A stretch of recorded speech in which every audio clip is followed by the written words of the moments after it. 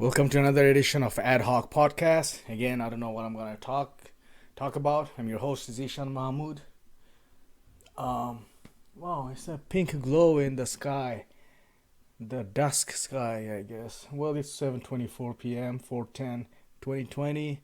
There's this sort of so pinkish hue and glow in the sky, sort of between the clouds, and that's the only flicker of light that emanated or sort of projected the burst through the clouds. I mean, this flicker, not even a sliver, sort of patch of pinkish hue. And we are by the beach. Well, not by the beach. We like live for 30 minutes away from the beach, Pacific Ocean, I guess. Yeah, is that Pacific? Yeah, it is. So it's gonna be humdinger when I got my coffee and got my shorts. Got my stained t-shirt, got my Taoist look and everything. I don't know what I'm going to talk about. Wasting time. I've just wasted 1 minute just by talking about what I'm going to talk about. What about cars? What about transport? I did carriages last time. Railways, trains, insects. Insects is a good, robust topic that I can tackle always.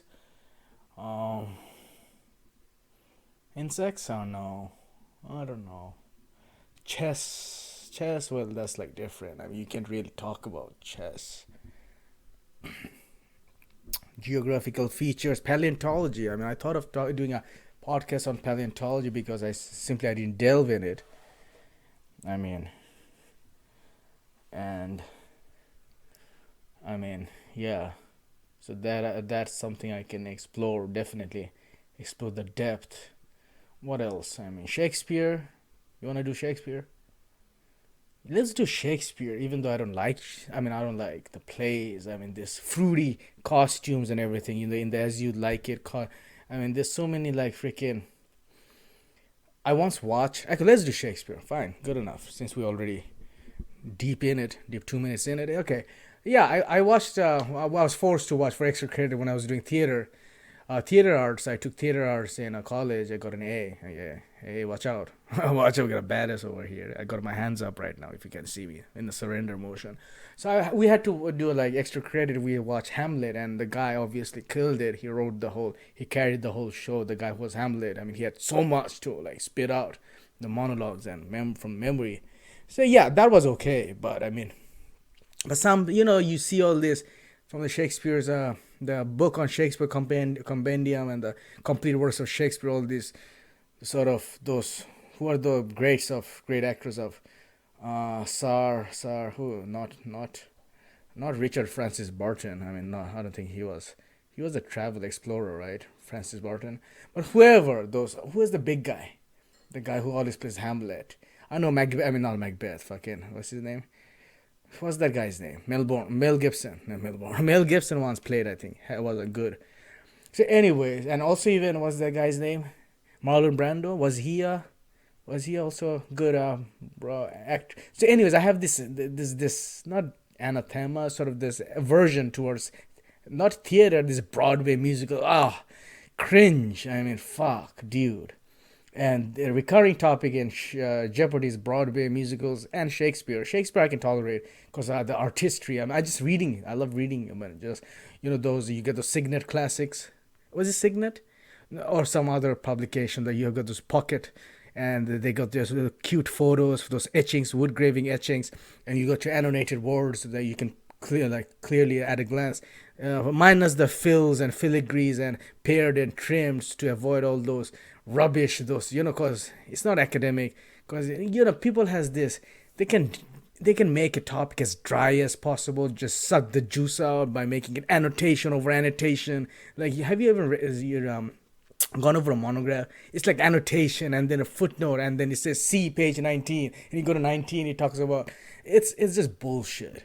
It's like Alan Watts would say, we're writing addendums about addendums about addendums, and we lose the whole what it's all about in the first place. So anywho, but those books doesn't have it. The one in Barnes and Noble, those collection of Shakespeare, those pocket books, those Merry Wives of Windsor.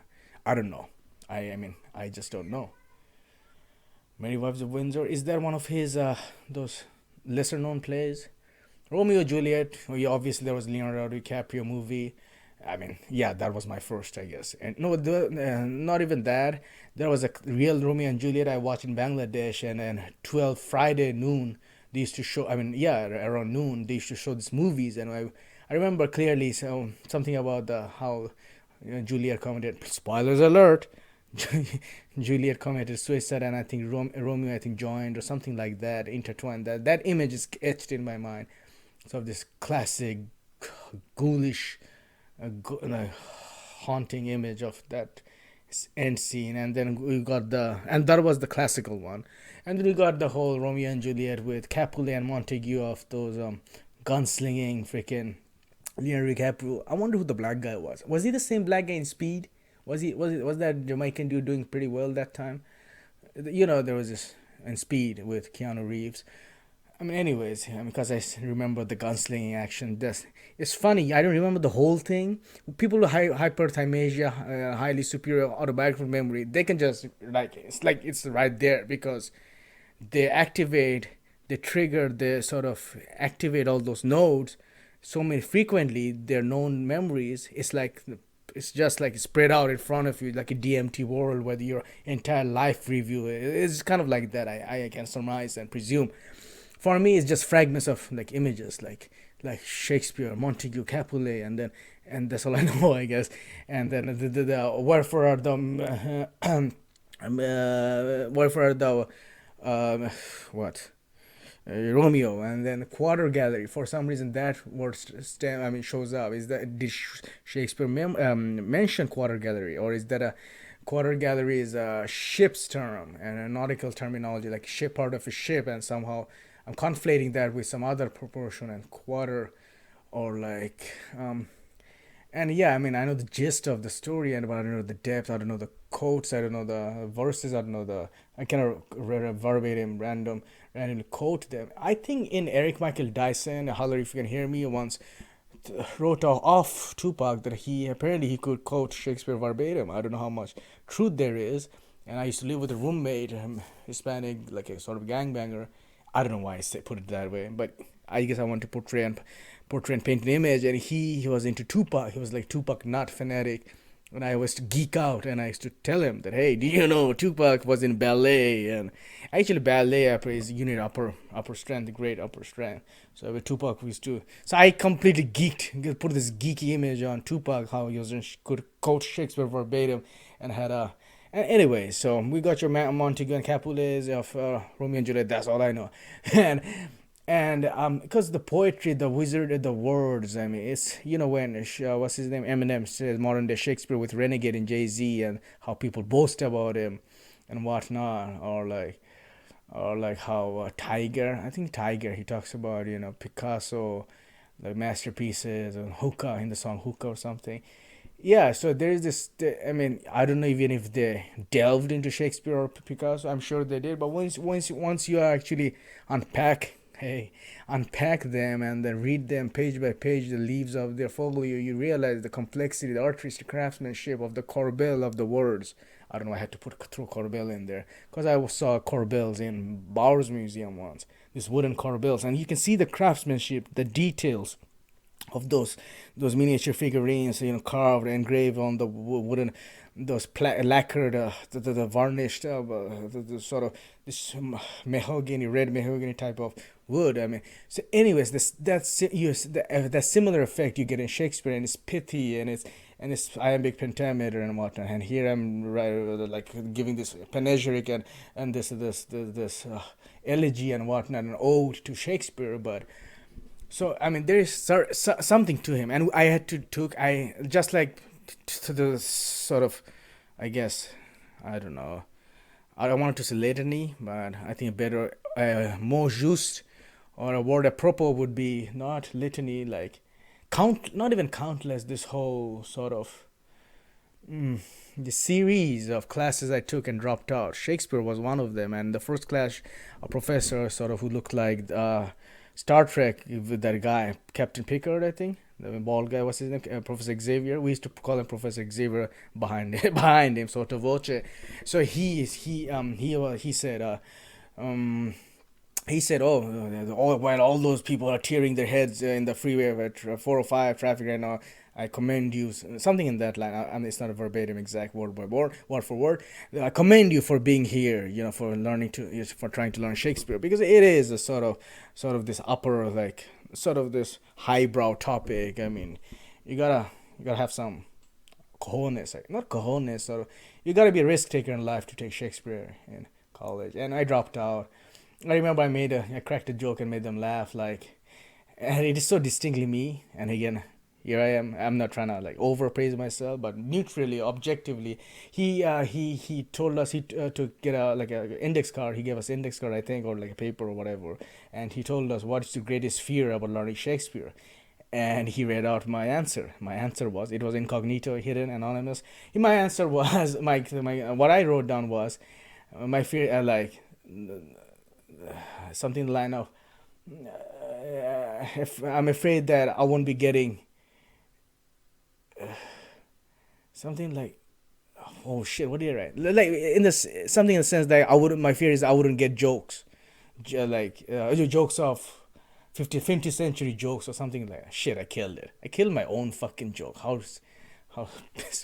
pitiful is that? Like, but basically what I said, because this whole cliche about Shakespeare is for old white men and whatnot, poetry rather, basically, and that's why you have rap and hip hop, and because it's sort of this extension, this protrusion, extrapolation, and this projection, and the sort of this emulsion, and this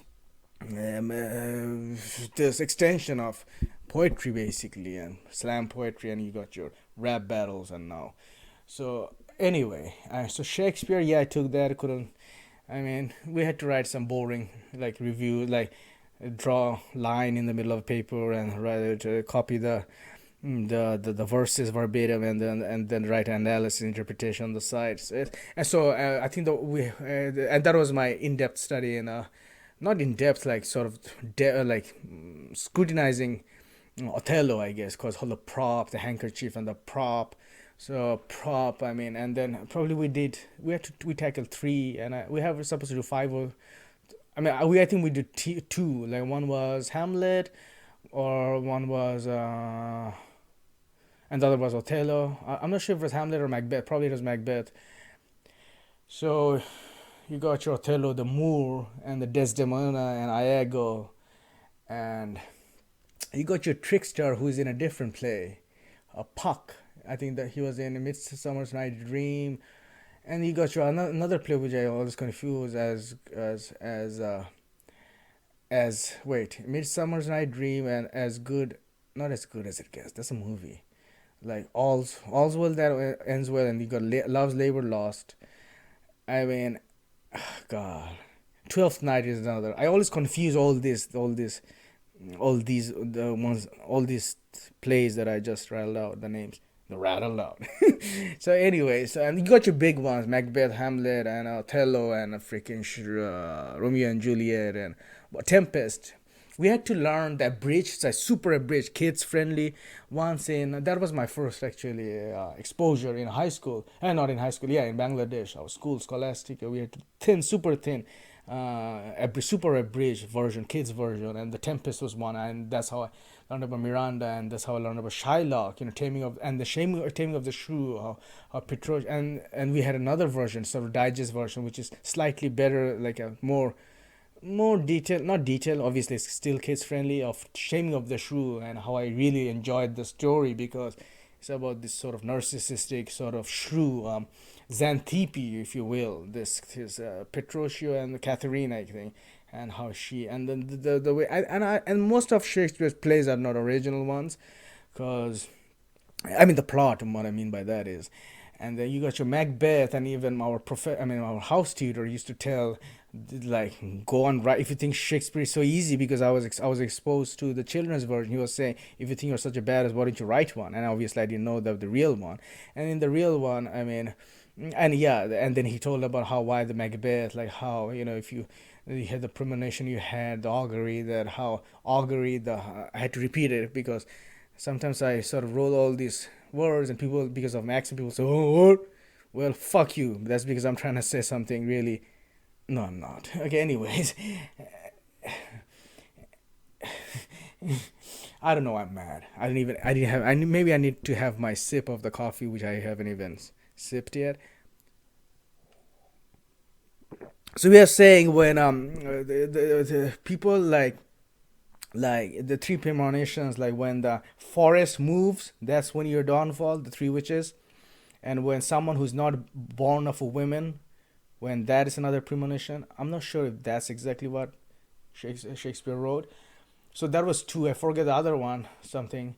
This is Macbeth, where you got your Banquo's ghost and whatnot, and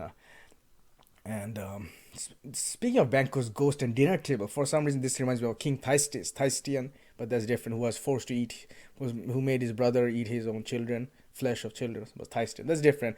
I'm sure. Who knows? Probably Shakespeare used Thystian in his play, alluded to it because he was versed in classical Greek and Latin. I'm sure Scylla and Charybdis. I'm sure he probably dropped with some Greek mythological references, allusions to Homer, Odyssey, and whatnot. So we got Shakespeare and even Tennyson, or like whoever wrote Prufrock, Alfred Prufrock, Tennyson, and we got your Fairy. Who's the guy who wrote Fairy Queen? Fucking, he was a biggie. Yeah, he was a biggie. Shit. Because these people went on and on, like Lord Byron on with Don Juan. These people could go on and just and sonnets, Shakespeare sonnet. We had to study that in high school in Garden Grove High School as an Argon, go Argos. So and these, even though, and then in later years, like recent times, I tried to like memorize complete works of Shakespeare, and again, just like Bible, the ancillary offshoot was I retained so much, and not so much, but still I retain more than it's the, Ty Lopez. We shit on him, we bang on him. Maybe he has some point to make with the whole law of 33%, because we kind of retain law of 33%, and the more we, myeliniate our brains, the more we retain, even though we don't carve out an information highway through the paved, through over the paved paths. So through the forest, and so where was I? Macbeth. I have to now retrace my route. So wish I had a Ariadne's thread for Daedalus' daughter. So Shakespeare, yeah, and then so and I'm all over the board, scatterbrain and everything. Maybe I should move on to, I guess. Then you got your Richard King Henry, I think. And you got your the kings. I mean, I think he wrote for two of them, and I think Richard the Third or something. Again, I'm not a Shakespeare expert, but his and obviously Shakespeare is, you're supposed to enjoy the plays as performance, but for me it's the artistry of his words, like gallowglass, all these weird unusual words, or all and awning. I mean, not awning, like all. He could like he was a incorrigible punster, and and as they say, like, and with just all AWL, with that he could, like, play around with all and whatnot. Iago, Puck, and you got your Shylock, and there's Portia. That's a cute story how Portia said, what did Portia say? Like, oh, how pound of flesh. You can take exactly pound of flesh, and then the Jewish person. I mean, the Jewish moneylender, because no wonder. I mean, Jewish people somehow get this bad rap. Because I mean, you got your most famous story, Merchant of Venice, and then the Merchant of Venice, the real the movie on YouTube. I don't know which version. I assume there's only one version where you get the look at the Florentine, or sort of the Venice, this old Italian. And there's another thing with Shakespeare. I mean, it's not even Shakespeare's time. Sometimes it's more earlier, or like sometimes way earlier, like Julius Caesar, which we had to learn in South Africa. We went over Julius Caesar, South Africa, Et Brute, and friends Roman countryman. I think it was Mark Antony. No, was it Mark Antony, or who was the guy? Who was the guy who he's loyal? I think it was Mark Antony, Julius Caesar, and Ides of March and whatnot. So you got your dad, but my reference to I guess Julius Caesar is dad, Cleopatra and the vessels, and the sort of this elaborate monologue, a soliloquy, and that's where first time in South Africa I learned about the word soliloquy. And incidentally, in the same English class, we had to give an impromptu ad hoc speech, my first extemporaneous speech, and I think took an easy topic like car, and there was this Indian guy, and remember this is post-apartheid, but this Indian weird nerdy Indian guy, he cracked the whole class up. It was some weird. He took a weird topic, and this was absolutely hilarious. It was post-apartheid, but that goes on to show that even if there's racial tension, people will appreciate you if you're a real genius, if you can somehow use it to like sort of transcend and break through the wall and then sort of icebreaker. And that guy was hilarious, and I stuttered and stumbled when I talked about cars. And then I wanted to talk about Mercedes, and the guy and my teacher said, hey, what did Diana die in? I said Mercedes. Well, there you go, why don't you talk about that? And because it was relevant at that time. And so, but again, and I think a car, I couldn't talk much about it. So, and I guess it goes, I just remembered how it was. And we had an no, not No Country for Old Men, the Cry the Beloved Country poster in the classroom. And I think from some, was it in that classroom, some other classroom, but or probably we had to read about South African literature, the Africana literature, and Cry the Beloved Country was one, or there were some other ones. So the nihilism, some group of nihilists, I think it was South African. Anyways, and that's where I wrote an essay where I wrote eyes were like mackerel, and the teacher said, the English teacher said, he is so flowery. I don't think he said flowery, but I had the the penchants towards flowery, sarkitish, garrulous, sort of purple, prosy type of expression. I guess early on, I had a small booklet of, not booklet, like an encyclopedia, auxiliary encyclopedia of for Oxford, I think. Not Oxford Encyclopedia, I think so, or Webster probably. And it was it had like a sort of black, like a box, and with all these volumes, thin small volumes, pocket size, and the one had a thesaurus book, and I loved that. And that's why I had this urge to express that, like dwelling and all those words instead of Adobe. And one day the teacher wrote down on it. And back then you didn't know who grades your paper, and she wrote down, I think she, instead of regurgitating the whole dictionary, why don't you try to something why don't you try to come up with something of your own, original. And she admittedly she had a point.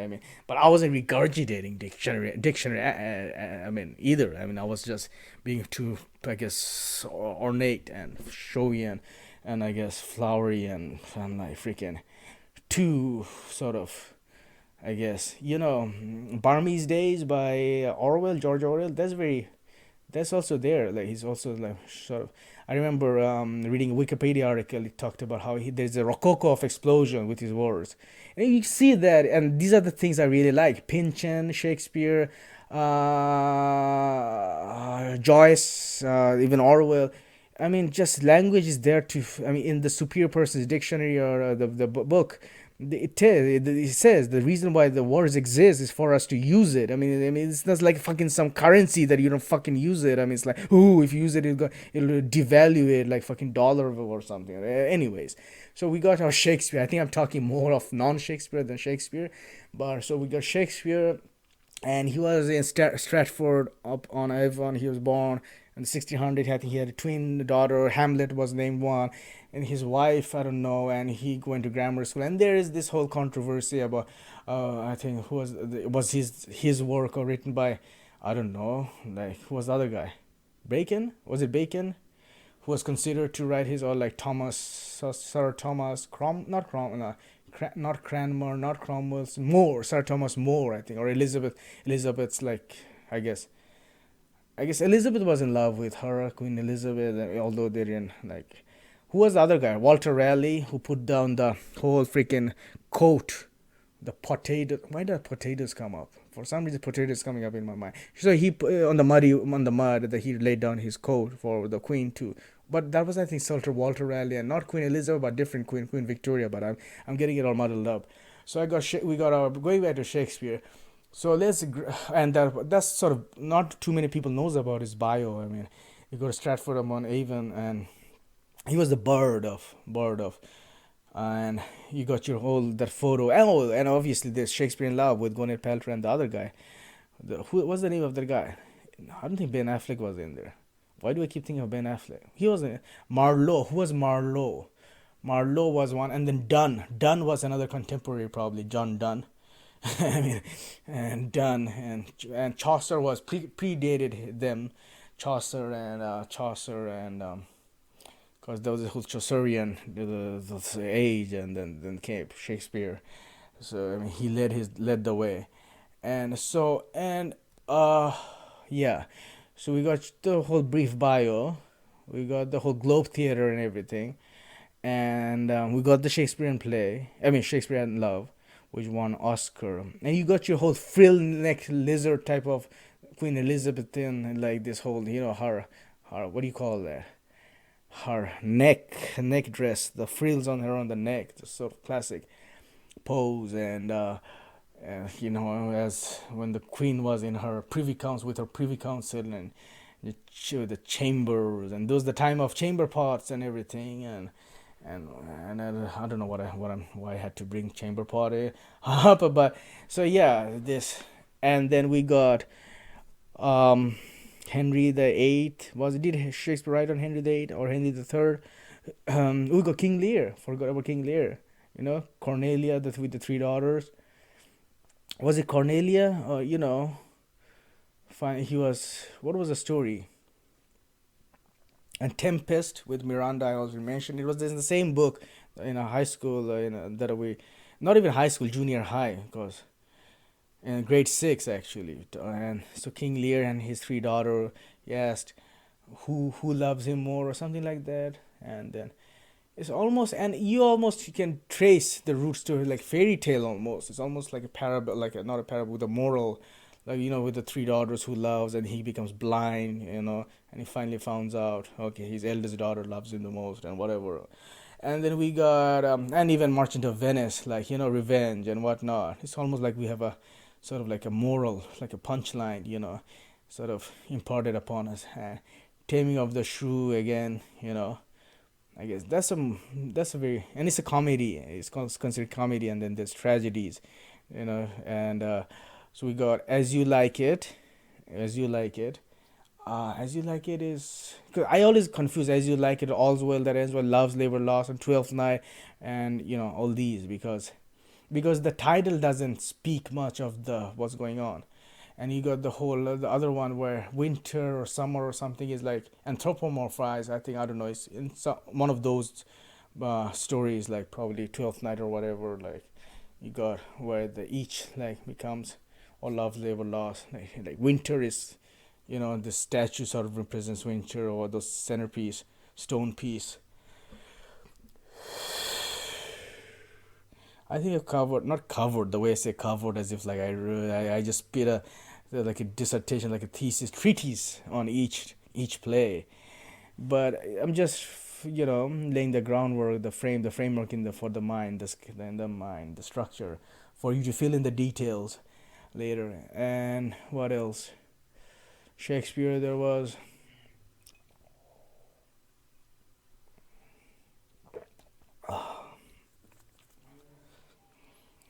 Did Shakespeare allude to hark to Christ in any of his play? Christ, like some of those, like ocean and the Argosy. I remember, I think, in talks about Argosy, how the Cleopatra and whatever, like Argosy, and the waves, and I don't know what I'm talking about, the beauty, the way how Moore was wooing whoever, Othello. He was talking about sort of this, I don't know. Oh, like his story, his backdrop, and he talked about where he came from. It was so elaborate, and so um, I think that's pretty much. I have name dropped all the Shakespearean plays. Caesar again. Beware of the Ides of March. Taming of the Shrew, Macbeth. We got your Three Witches. What the? Yeah, Three Witches. What the, like Fate, Clothos, Lumos. What do those Three Witches of the Fate? Like Fate, Laertes. Who was Laertes? Was Laertes in Othello? Okay, and you got your psychological complexes and whatnot, especially in Hamlet, especially the whole. I think it is what is the Oedipus, and what is the other one? Fucking not Pandora, like fucking, what's the other one? Electra complex. Okay, you got that, and we got Hamlet. We got animals featured in Shakespeare, probably birds, omen, I think, foil, witch's foil. So Yeah, what are some animals fish? And yeah, I'm sure there are a lot of herbs. I mean, probably witchcraft was good back then, brewing, and so probably a lot of herbs.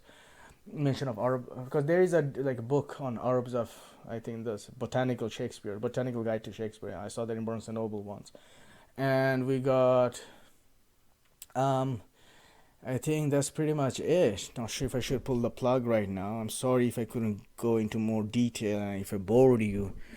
But again, these are all extemporaneous. I mean, I don't prepare beforehand. I don't look at charts. I don't look at notes. It's like completely because then you just kill the challenge. The whole challenge of it is to dig in deep to see what I know, what I do know, not what I like, not to like to put a fake facade, this false, pretentious, you know, and just make a show like as if it's all.